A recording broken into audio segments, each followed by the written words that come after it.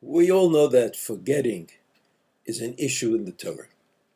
The Torah directs us not only to learn the Torah, but not to forget whatever we've learned.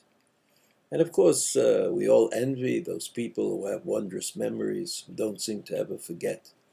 And we're always thinking of ways in which to ensure that we ourselves will not forget what we have learned. And the Chachamim said that there are foods that if you eat a lot of them, might lead to forgetfulness, right? Might lead to forgetfulness. And they made a list.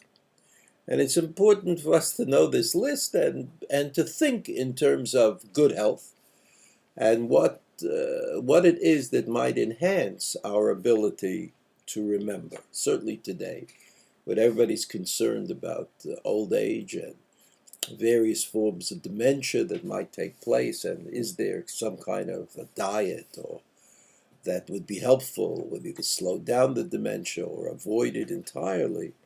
It's important to know that the Chachamim were concerned about these things as well. And they said that first you shouldn't eat bread that was not properly baked, right? And this appears in the in various Sfarim of the Poskim. Bread that was not baked properly, entirely, should not be eaten, as an example. And another well-known example is onions and garlic, and these things might cause forgetfulness.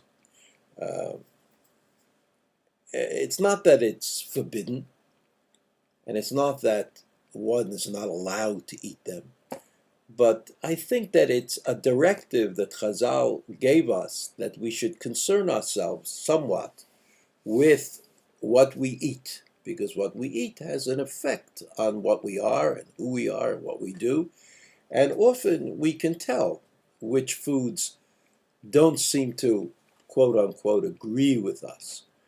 And while the Chachamim gave us a kind of a general list of things that they saw as being serious matters, I think they really left it in our hands to decide what sort of foods are proper to be eaten for us, what diet we should have, and what kind of foods we should ignore.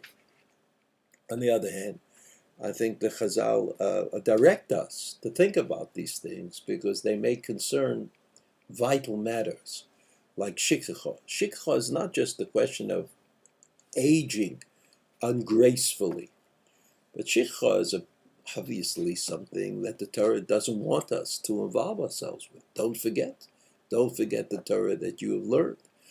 And therefore, it's important for us to think about what we eat, how it affects us as individuals, and how better health might be a good starting out position for better Talmud Torah.